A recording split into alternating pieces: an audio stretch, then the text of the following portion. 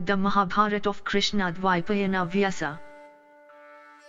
Translated into English prose from the original Sanskrit text by Pratap Chandra Roy C.I.E.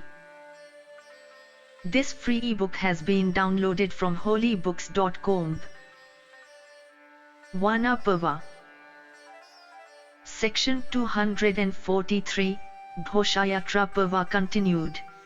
Vaisampayana said, then those Gandharvas decked in golden garlands and accomplished in celestial weapons, showing their blazing shafts, encountered the Pandavas from every side.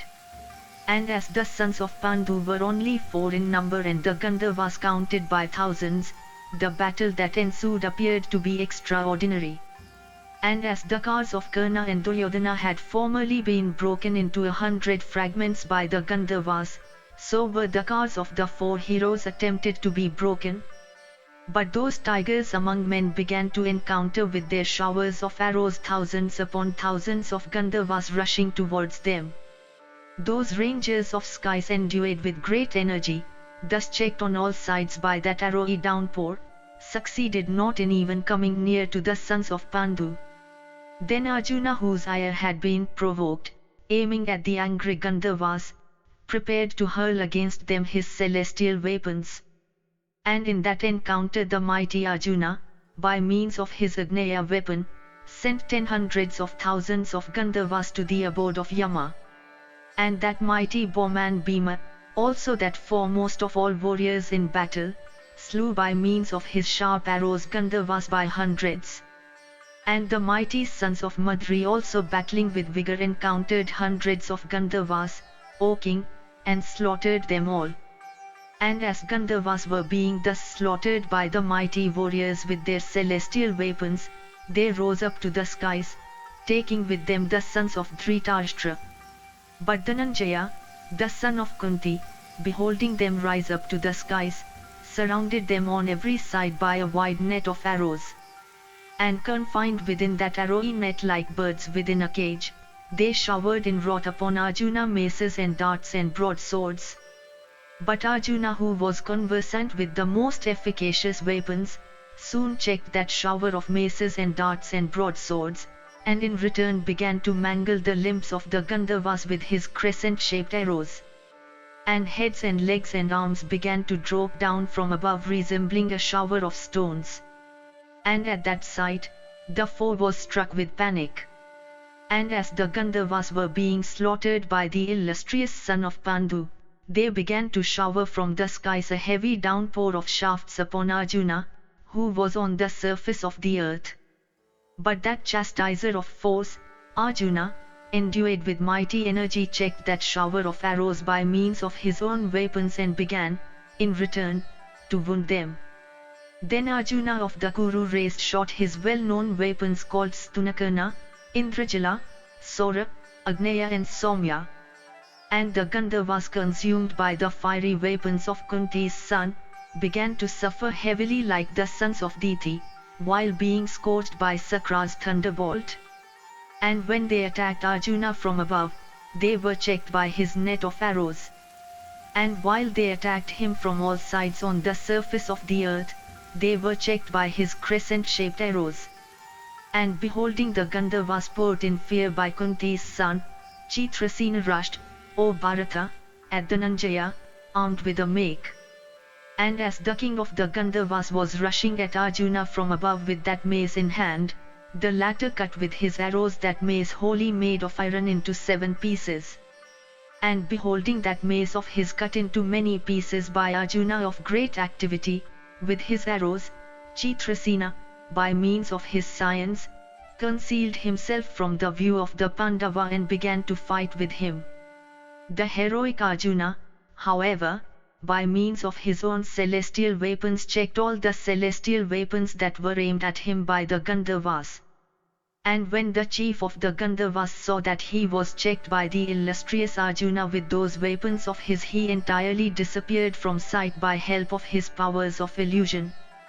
And Arjuna, observing that the chief of the Gandharvas was striking at him concealed from sight, attacked his assailant with celestial weapon inspired with proper mantras. And the multiform Dhananjaya, filled with wrath, prevented the disappearance of his foe by means of his weapon known by the name of Sabdaved, and assailed with those weapons by the illustrious Arjuna, his dear friend, the king of the Gandharvas, showed himself unto him. And Chitrasena said, Behold in me thy friend battling with thee. And beholding his friend Chitrasena exhausted in the battle, that bull among the sons of Pandu withdrew the weapons he had shot. And the other sons of Pandu beholding Arjuna withdraw his weapons, checked their flying steeds and the impetus of their weapons and withdrew their bows. And Chitrasena and Bhima and Arjuna and the twins enquiring about one another's welfare, sat a while on their respective cars. Thus ends the 243rd section in the Ghoshayatra Parva of the Vana Parva. Section 244, Ghoshayatra Parva continued. Vaisampayana said, Then that mighty bowman of blazing splendor, Arjuna, smilingly said unto Chitrasena in the midst of the Gandharva host, What purpose dost thou serve, O hero, in punishing the Kauravas? O, why also hath Suyodhana with his wives been thus punished? Chitrasena replied, O Dhananjaya, without stirring from my own abode I became acquainted with the purpose of the wicked Duryodhana and the wretched Karna in coming hither. The purpose was even this, knowing that ye are exiles in the forest and suffering great afflictions as if ye had none to take care of you, himself in prosperity, this wretch entertained the desire of beholding you plunged in adversity and misfortune. They came hither for mocking you and the illustrious daughter of Drupada. The Lord of the Celestials also, having ascertained this purpose of theirs, told me, Go thou and bring Duryodhana hither in chains along with his counsellors. Dhananjaya also with his brother should always be protected by thee in battle, for he is thy dear friend and disciple. At these words of the Lord of the Celestials I came hither speedily. This wicked prince hath also been put in chains. I will now proceed to the region of the Celestials, whither I will lead this wicked wight at the command of the slayer of Paka. Arjuna answered, saying, O Chitrasena, if thou wishest to do what is agreeable to me, set Suyodhana free, at the command of King Yudhishthira the just, for he is our brother. Chitrasena said, This sinful wretch is always full of vanity. He deserveth not to be set free. O Dhananjaya, he hath deceived and wronged both King Yudhishthira the just and Krishna. Yudhishthira the son of Kunti as yet knoweth not the purpose on which the wretch came hither. Let the king therefore do what he desires after knowing everything. Vaisampayana continued, After this, all of them went to King Yudhishthira the just. And going unto the king, they represented unto him everything about Duryodhana's conduct. And Ajatasatru, hearing everything that the Gandharvas had said, liberated all the Kauravas and applauded the Gandharvas. And the king said, Fortunate it is for us that though gifted with great strength, ye did not yet slay the wicked son of Dhritarashtra along with all counsellors and relatives. This, O sir, hath been an act of great kindness done to me by the Gandharvas. The honor also of my family is saved by liberating this wicked wight. I am glad at seeing you all. Command me what I am to do for you. And having obtained all you wish, return ye soon whence ye came. Thus addressed by the intelligent son of Pandu, the Gandharvas became well pleased and went away with the Apsaras. And the Lord of the Celestials then, coming to that spot, revived those Gandharvas that had been slain in the encounter with the Kurus, by sprinkling the celestial Amrita over them. And the Pandavas also, having liberated their relatives along with the ladies of the royal household, and having achieved that difficult feat, the defeat of the Gandharvas host, became well pleased.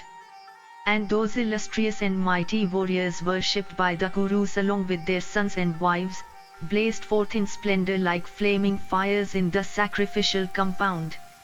And Yudhishthira then addressing the liberated Duryodhana in the midst of his brothers, from affection, told him these words, O child, never again do such a rash act. O Bharata, a rash wight never comet by happiness. O son of the Kuru race, pleased be thou with all thy brothers. Go back to thy capital as pleaseth thee, without yielding thyself to despondency or cheerlessness. Vaisampayana continued, thus dismissed by the son of Pandu, King Duryodhana then saluted King Yudhishthira the just and overwhelmed with shame, and his heart rent in twain, mechanically set out for his capital, like one destitute of life, and after the Kaurava prince had departed, the brave Yudhishthira, the son of Kunti, along with his brothers, was worshipped by the Brahmanas, and surrounded by those Brahmanas endued with the wealth of asceticism, like Sakra himself by the celestials, he began to pass his days happily in the woods of Dvaita. Thus ends the 244th section in the Ghoshayatra Parva of the Vana Parva. Section 245, Ghoshayatra Parva continued. Janamejaya said, after his defeat and capture by the foe, and his subsequent liberation by the illustrious sons of Pandu by force of arms, it seemeth to me that the entry into Hastinapura of the proud, wicked, boastful, vicious, insolent, and wretched Duryodhana, engaged in insulting the sons of Pandu and bragging of his own superiority, must have been exceedingly difficult. Describe to me in detail, O Vaisampayana, the entry into the capital of that prince overwhelmed with shame and unmanned by grief. Vaisampayana said, dismissed by the king Yudhishthira the just, Dhritarashtra's son Suyodhana, bending his head down in shame and afflicted with grief and melancholy, set out slowly. And the king, accompanied by his 4 kinds of forces, proceeded towards his city, his heart-rending grief and filled with thoughts of his defeat along the way in a region that abounded in grass and water. The king encamped on a delightful piece of ground as pleased him best, with his elephants and cars and cavalry and infantry stationed all around. And as the king Duryodhana was seated on an elevated bedstead endued with the effulgence of fire, himself looking like the moon under an eclipse, towards the small hours of the morning, Karna, approaching him said, Fortunate it is, O son of Gandhari, that thou art alive. Fortunate it is, that we have once more met. By good luck it is that thou hast vanquished the Gandharvas capable of assuming any form at will. And, O son of the Kuru race, it is by good luck alone, that I am enabled to see thy brothers' mighty warriors all come off victorious from that encounter, having subjugated their force. As regards myself, assailed by all the Gandharvas, I fled before thy eyes, unable to rally our flying host. Assailed by the foe with all his might, my body mangled with their arrows, I sought safety in flight. This, however, O Bharata, seemed to me to be a great marvel that I behold you all come safe and sound in body, with your wives, troops, and vehicles, out of that superhuman encounter. O Bharata, there is another man in this world who can achieve what thou, O king, hast achieved in battle today with thy brothers. Vaisampayana continued, thus addressed by Karna, King Duryodhana replied unto the ruler of the Angas in a voice choked with tears. Thus ends the 245th section in the Ghoshayatra Parva of the Vana Parva. Section 246, Ghoshayatra Parva continued. Duryodhana said, O Radheya, thou knowest not what hath happened. Therefore, I do not resent thy words. Thou thinkest the hostile Gandharvas to have been vanquished by me with my own energy. O thou of mighty arms, my brothers, indeed had for a long time, aided by me fought with the Gandharvas. The slaughtered, indeed, on both sides were great. But when those brave Gandharvas, resorting to their many powers of illusion, ascended the skies and began to fight with us, thence, our encounter with them ceased to be an equal one. Defeat then was ours and even captivity. And afflicted with sorrow, we along with our attendants and counselors and children and wives and troops and vehicles were being taken by them through the skies. It was then that some soldiers of ours and some brave officers repaired in grief unto the sons of Pandu, those heroes that never refuse succor to those that ask for it. And having gone to them they said, Here is King Duryodhana, the son of Dhritarashtra, who with his younger brothers and friends and wives is being led away a captive by the Gandharvas along the sky. Blessed be ye! Liberate the king along with the women of the royal household. Suffer no insult to be offered unto all the ladies of the Kuru race. And when they had spoken thus, the eldest of Pandu's sons, who is endued with a virtuous soul, then conciliated his brothers and commanded them to liberate us. Then those bulls among men, the Pandavas, overtaking the Gandharvas, solicited our release in soft words, although fully able to effect it by force of arms. And when the Gandharvas, addressed in such conciliatory words, refused to set us at liberty, then Arjuna and Bhima and the twins, endued with mighty energy, shot showers of arrows at the Gandharvas. Then the Gandharvas, abandoning the fight, fled through the sky, dragging our melancholy selves after them, filled with joy. Then we beheld a network of arrows spread all around by Dhananjaya, who was also shooting celestial weapons upon the foe. And seeing the points of the horizon covered by Arjuna with a thick network of sharp arrows, his friend, the chief of the Gandharvas, showed himself. And Chitrasena and Arjuna, embracing each other, inquired after each other's welfare. And the other sons of Pandu also embraced the chief of the Gandharvas and were embraced by him. And inquiries of courtesy passed between them also. And the brave Gandharvas then abandoning their weapons and mail mingled in a friendly spirit with the Pandavas. And Chitrasena and Dhananjaya worshipped each other with regard. Thus ends the 246th section in the Ghoshayatra Parva of the Vana Parva. Section 247, Ghoshayatra Parva continued. Duryodhana said, that slayer of hostile heroes, Arjuna, then approaching Chitrasena, smilingly addressed him in these manly words, O hero, O foremost of the Gandharvas, it behoveth thee to set my brothers at liberty. They are incapable of being insulted as long as the sons of Pandu are alive. Thus addressed by the illustrious son of Pandu, the chief of the Gandharvas, O Karna, disclosed unto the Pandavas the object we had in view in proceeding to that place, viz., that we came there for casting our eyes on the sons of Pandu with their wife, all plunged in misery. And while the Gandharva was disclosing those counsels of ours, overwhelmed with shame, I desired the earth to yield me a crevice so that I might disappear there and then. The Gandharvas then accompanied by the Pandavas went to Yudhishthira and, disclosing unto him also counsels, made us overbound as we were to him.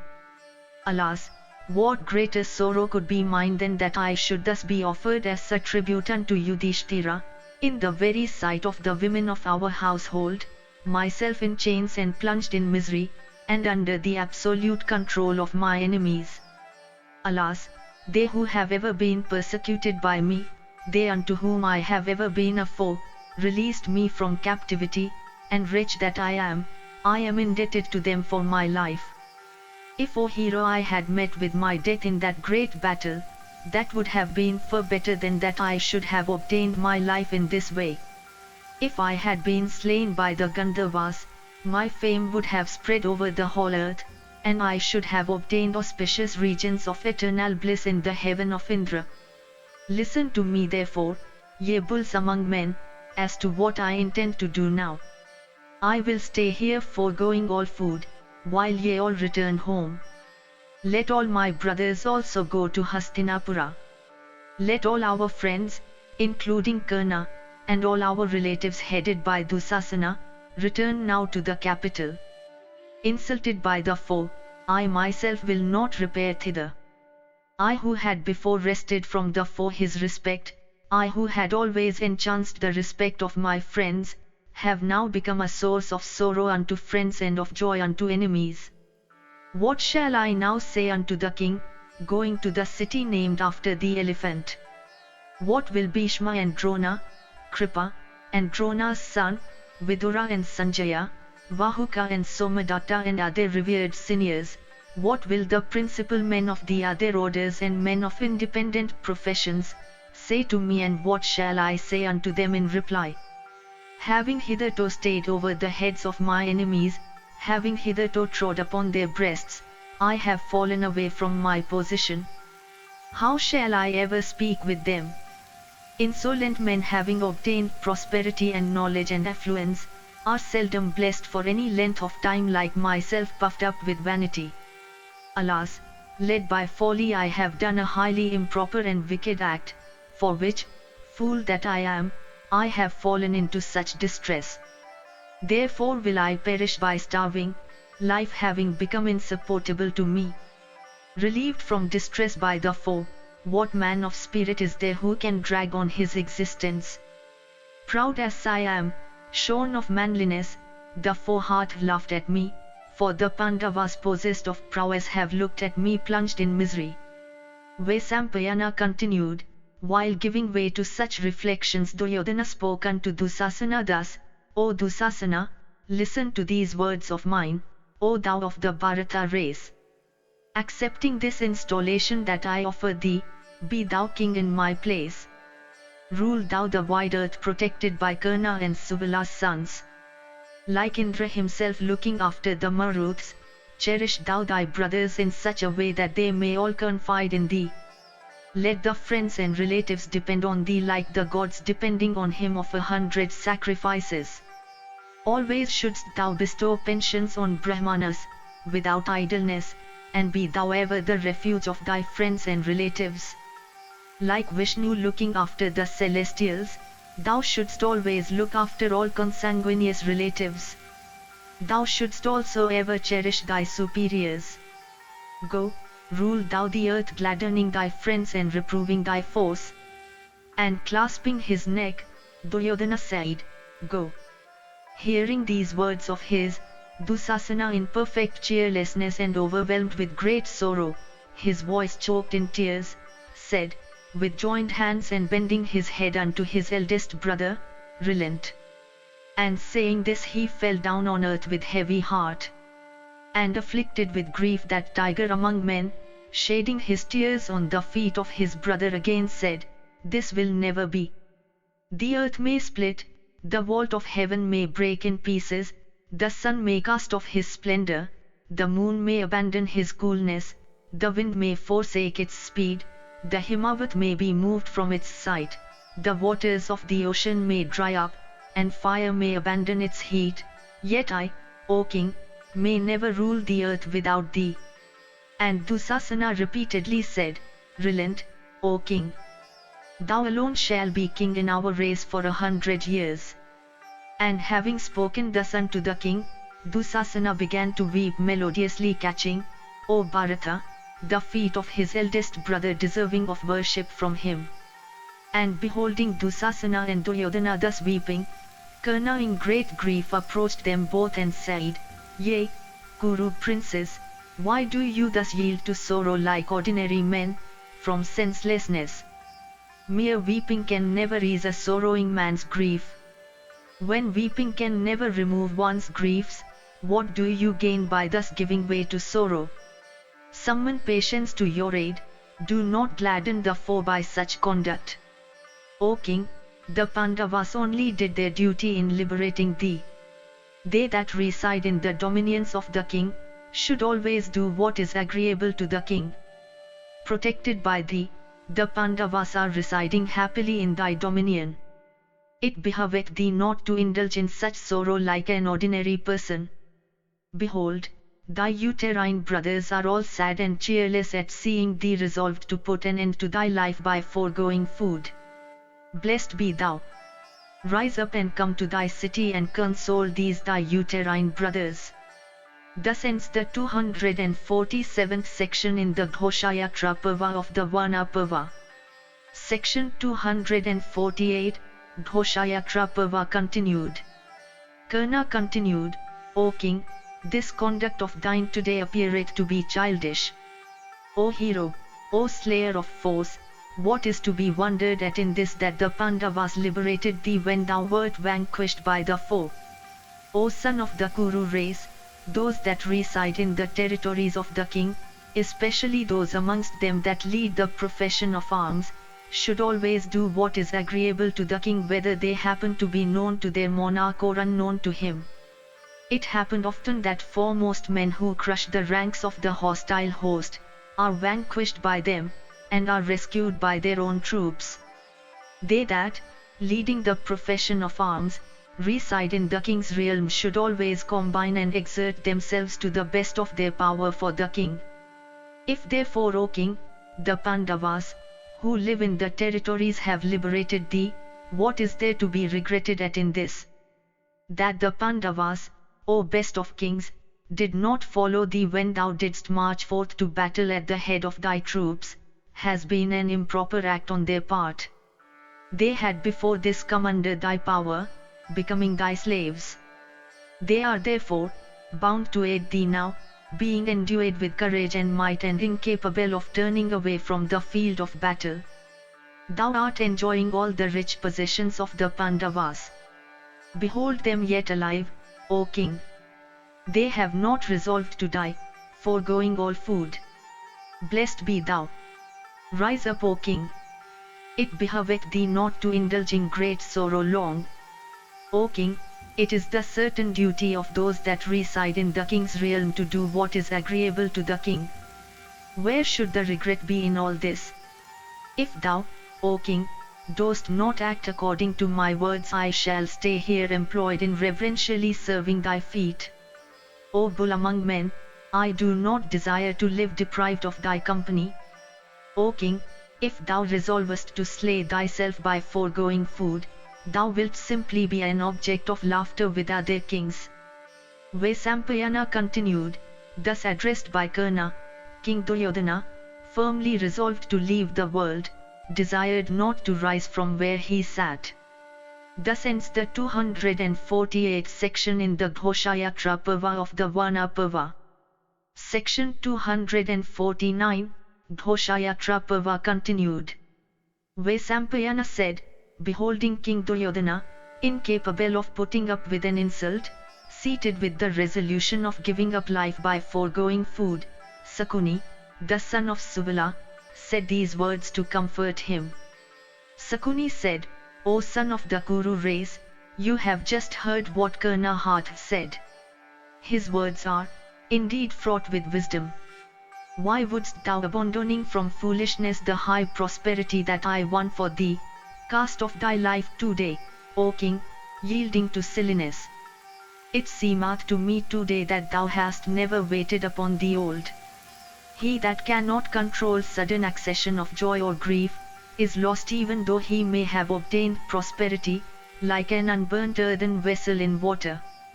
That king who is entirely destitute of courage, who hath no spark of manliness, who is the slave of procrastination, who always acts with indiscretion, who is addicted to sensual pleasures, is seldom respected by his subjects. Benefited as thou hast been, whence is this unreasonable grief of thine? Do not undo this graceful act done by the sons of Pritha, by indulging in such grief. When thou shouldst joy and reward the Pandavas, thou art grieving, O king. Indeed, this behavior of thine is inconsistent. Be cheerful, do not cast away thy life, but remember with a pleased heart the good they have done thee. Give back unto the sons of Pritha their kingdom, and win thou both virtue and renown by such conduct. By acting in this way, thou mayst be grateful. Establish brotherly relations with the Pandavas by being friends, and give them their paternal kingdom, for then thou wilt be happy. Vaisampayana continued, hearing these words of Sakuni, and seeing the brave Dusasana lying prostrate before him unmanned by fraternal love, the king raised Dusasana and, clasping him in his veil-round arms, smelt his head from affection. And hearing these words of Karna and Sovala, King Duryodhana lost heart more than ever, and he was overwhelmed with shame, and utter despair overtook his soul. And hearing all that his friends said, He answered with sorrow, I have nothing more to do with virtue, wealth, friendship, affluence, sovereignty, and enjoyments. Do not obstruct my purpose, but leave me all of you. I am firmly resolved to cast away my life by foregoing food. Return to the city, and treat my superiors there respectfully. Thus addressed by him, they replied unto that royal grinder of force, saying, O monarch, the course that is thine, is also ours, O Bharata. How can we enter the city without thee? Vaisampayana continued, though addressed in all manner of ways by his friends and counselors and brothers and relatives, the king wavered not from his purpose. And the son of Dhritarashtra, in accordance with his purpose, spread kusa grass on the earth, and purifying himself by touching water, sat down upon that spot. And clad in rags and kusa grass, he set himself to observe the highest vow. And stopping all speech, that tiger among kings, moved by the desire of going to heaven, began to pray and worship internally, suspending all external intercourse. Meanwhile the fierce Daityas and the Danavas, who had been defeated of old by the celestials and had been dwelling in the nether regions, having ascertained Duryodhana's purpose and knowing that if the king died, their party would be weakened, commenced a sacrifice with fire for summoning Duryodhana to their presence. And mantra-knowing persons then commenced, with the help of formulae declared by Brihaspati and Usnas, those rites that are indicated in the Atharva Veda and the Upanishads, and which are capable of being achieved by mantras and prayers. And Brahmins of rigid vows, well versed in the Vedas and the branches, began with rapt soul to pour libations of clarified butter and milk into the fire, uttering mantras. And after those rites were ended, a strange goddess, O king, with mouth wide open, arose from the sacrificial fire, saying, What am I to do?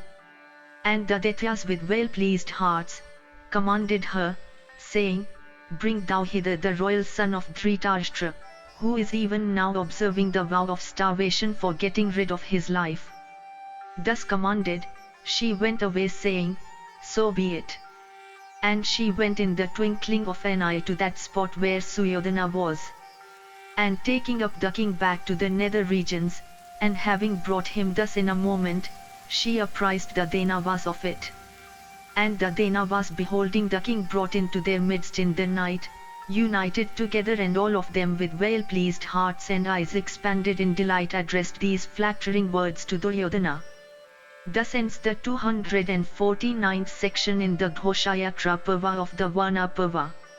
Section 250, Ghoshayatra Parva continued.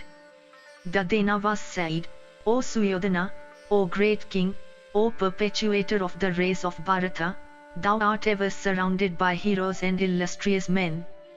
Why hast thou then undertaken to do such a rash act as the vow of starvation? The suicide ever sinketh into hell and becometh the subject of calumnious speech. Nor do intelligent persons like thee ever set their hands to acts that are sinful and opposed to their best interests and striking at the very root of their purposes. Restrain this resolve of thine therefore, O king, which is destructive of morality, profit, and happiness, of fame, prowess, and energy, and which enhanceth the joy of force. O exalted king, know the truth, the celestial origin of thy soul, and the maker of thy body, and then summon thou patience to thy aid. In days of old, O king, we have obtained thee, by ascetic austerities from Maheswara. The upper part of thy body is wholly made of an assemblage of vajras, and is, therefore, invulnerable to weapons of every description, O sinless one.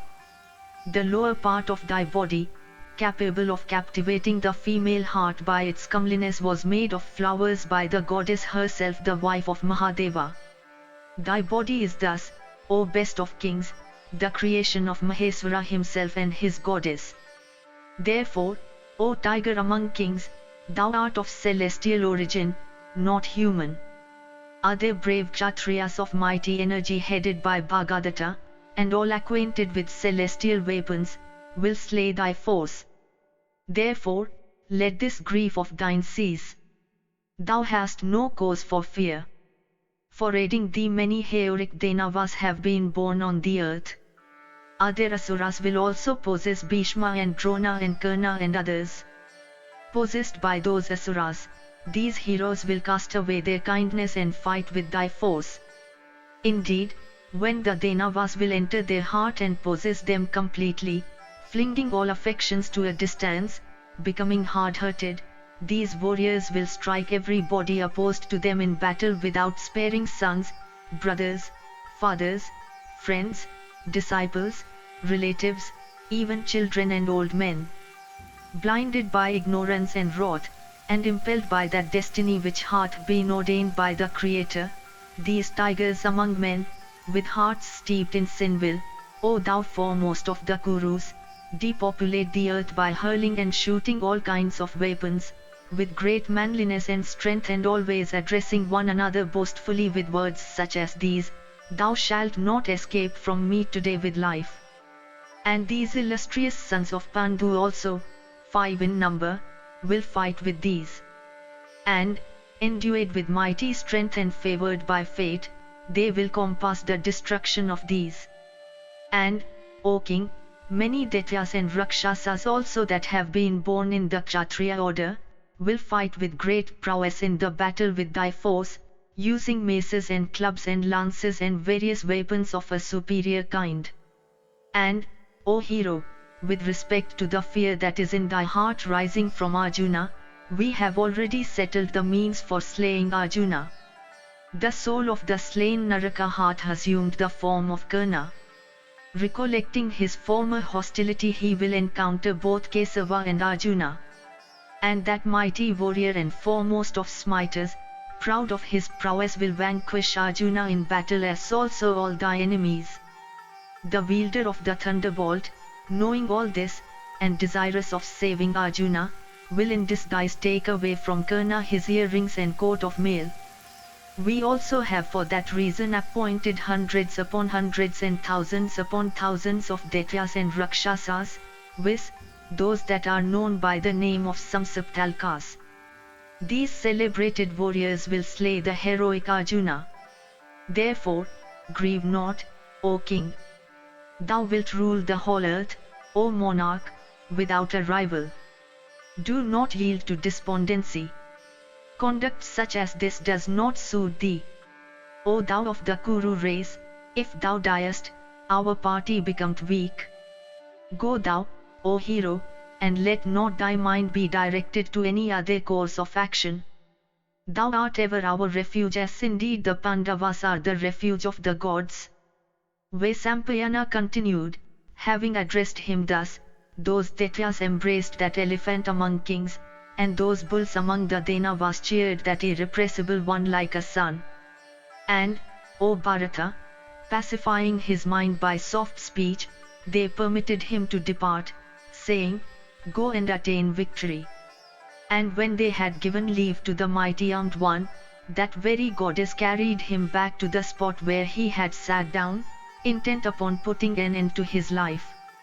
And having set that hero down and paid him homage, the goddess vanished, taking the king's permission. O Bharata, when she had gone, King Duryodhana considered all that had happened as a dream. He then thought within himself, I shall defeat the Pandavas in battle. And Suryodhana thought that Karna and the Samsaptaka army were both able to destroy, and intent upon destroying that slayer of foes Partha. Thus, O bull of the Bharata race, the hope was strengthened of the wicked-minded son of Dhritarashtra, of conquering the Pandavas. And Karna also, his soul and faculties possessed by the inmost soul of Naraka, had at that time cruelly determined to slay Arjuna. And those heroes the Samsaptakas also, having their sense possessed by the Rakshasas, and influenced by the qualities of emotion and darkness, were desirous of slaying Falguna. And, O King, others with Bhishma, Drona, and Kripa at their head, having their faculties influenced by the Danavas, were not so affectionate towards the sons of Pandu as they had been. But King Suryodhana did not tell anyone of this. When the night passed away, Karna, that offspring of the sun, with joined hands, smilingly addressed these wise words to King Duryodhana: "No dead man conquereth his foes, it is when he is alive that he can see his good. Where is the good of the dead person, and, O Kauravya, where is his victory? Therefore, this is no time for grief, or fear or death." And having with his arms embraced that mighty armed one, he further said, "Rise up, O king! Why dost thou lie down? Why dost thou grieve, O slayer of foes? Having afflicted thy enemies by thy prowess, why dost thou wish for death? Or perhaps fear hath possessed thee at the sight of Arjuna's prowess? I truly promise unto thee that I will slay Arjuna in battle. O Lord of men, I swear by my weapon that when the 3 and 10 years shall have passed away, I will bring the sons of Pritha under thy subjection." Thus addressed by Karna, and remembering the words of the Daityas and supplications made by them his brothers, Suryodhana rose up. And having heard those words of the Daityas, that tiger among men, with a firm resolve in his heart arrayed his army, abounding in horses and infantry. And, O monarch, immensely swarming with white umbrellas, and pennons, and white chamaras, and cars, and elephants, and foot soldiers, that mighty army, as it moved like the waters of the Ganga, looked graceful like the firmament, at a season when the clouds have dispersed and the signs of autumn have been but partially developed. And, O foremost of kings, eulogized like a monarch by the best of the Brahmanas, blessing with victory, that lord of men Suryodhana, Dhritarashtra's son, receiving honors paid with innumerable joined palms, and flaming in exceeding splendor, went in the front, accompanied by Karna, and that gambler, the son of Subala, and all his brothers with Dusasana at their head, and Burishrava, and Somadatta, and the mighty king Vahlika, followed that lion among kings on his way, with cars of various forms, and horses, and the best of elephants. And, O prime among monarchs, in a short time, those perpetuators of the Kuru race entered their own city. Thus ends the 258th section in the Ghoshayatra Parva of the Vana Parva. Section 251, Ghoshayatra Parva continued.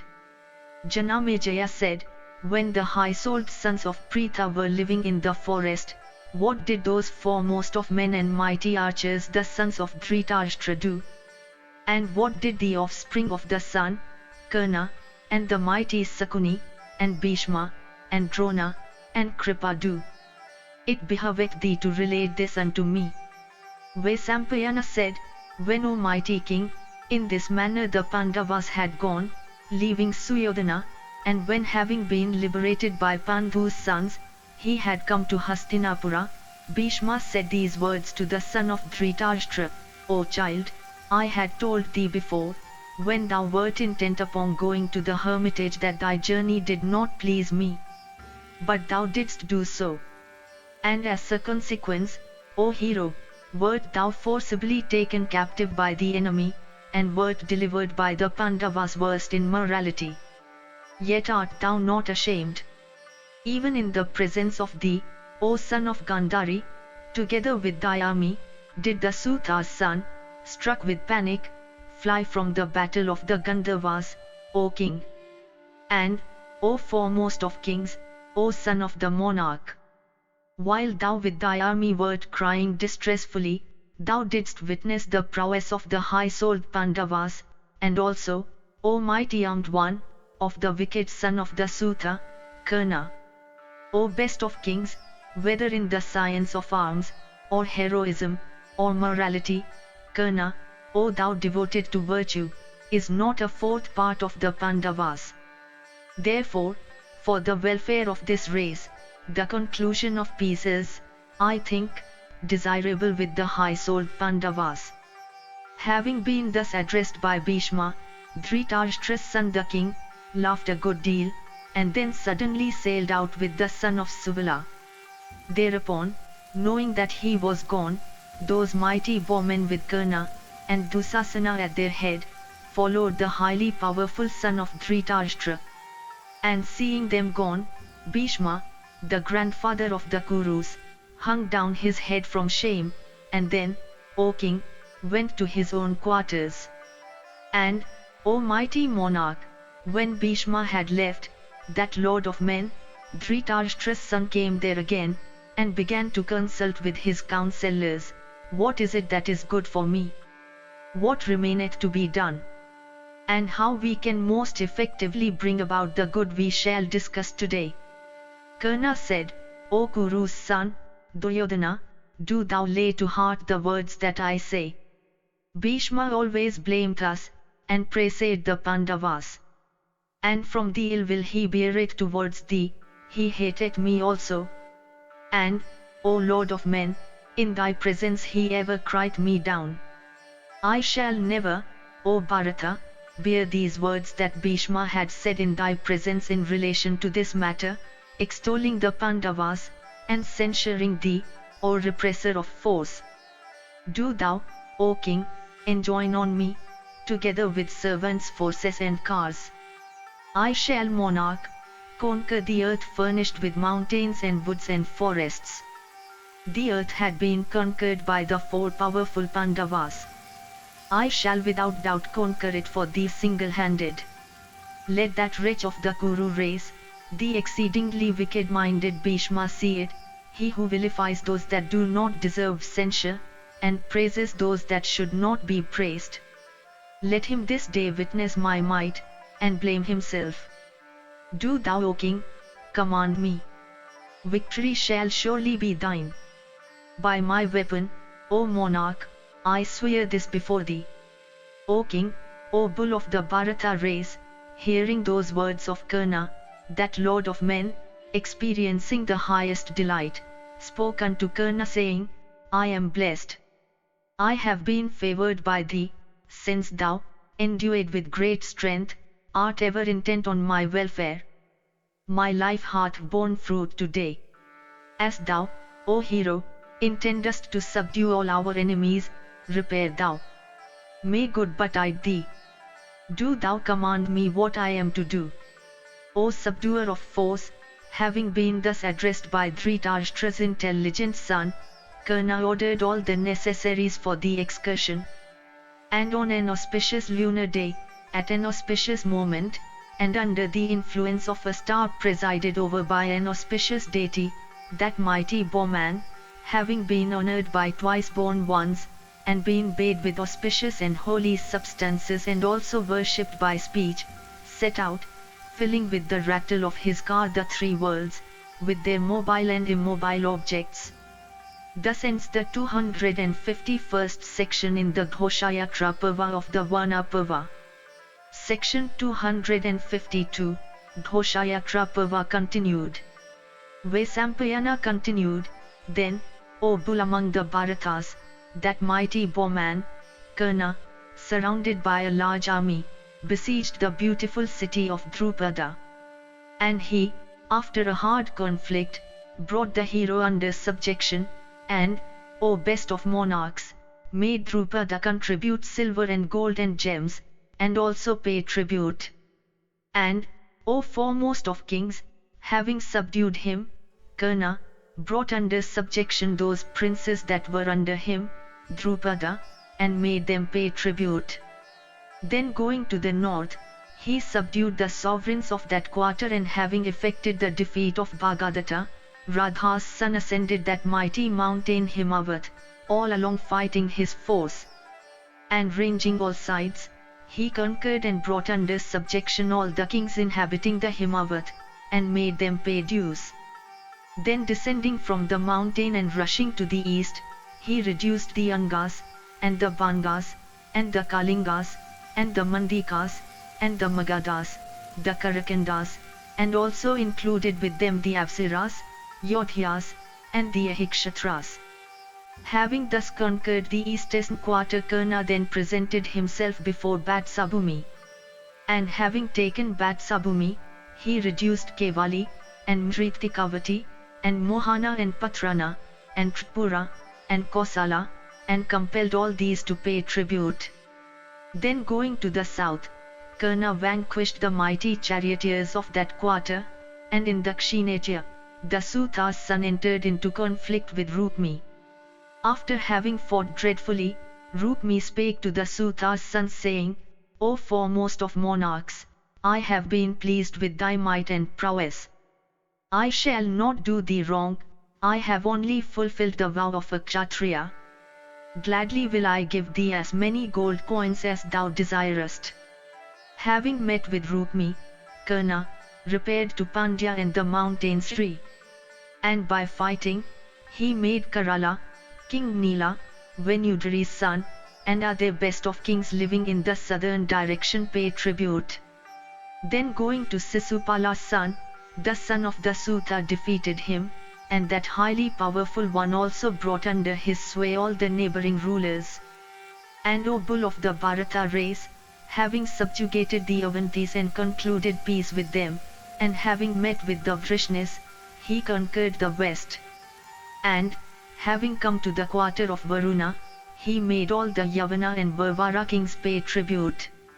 And, having conquered the entire earth east, west, north and south, that hero without any aid brought under subjection all the nations of the Mlechas, the Mountaineers, the Badras, the Rohitakas, the Agneyas and the Malavas. And, having conquered the mighty charioteers, headed by the Nanyachitas, Dasuta's son brought the Sasakas and the Yavanas under his sway.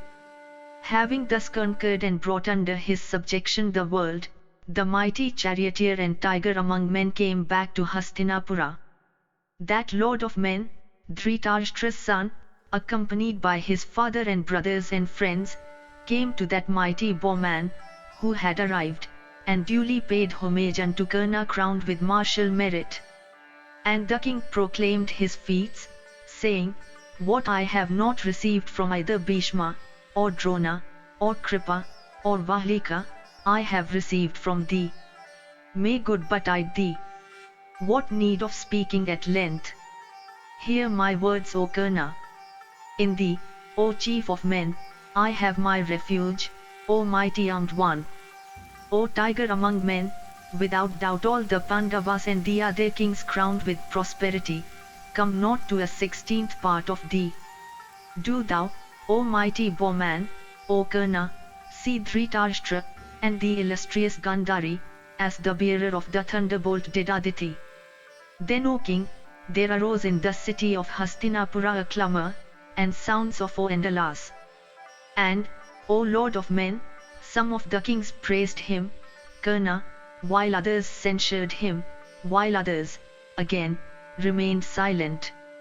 Having thus, O foremost of monarchs, in a short time conquered this earth furnished with mountains and forests and skies, and with oceans, and fields, and filled with high and low tracts, and cities, and replete also with islands, O Lord of earth, and brought the monarchs under subjection, and having gained imperishable wealth, Dasuta's son appeared before the king.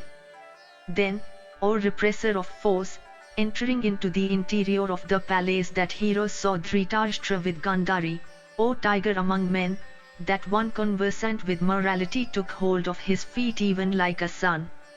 And Dhritarashtra embraced him affectionately, and then dismissed him. Ever since that time, O monarch, O Bharata, King Duryodhana and Sakuni, the son of Subala, thought that Pritha's sons had already been defeated in battle by Karna. Thus ends the 252nd section in the Ghoshayatra Parva of the Vana Parva.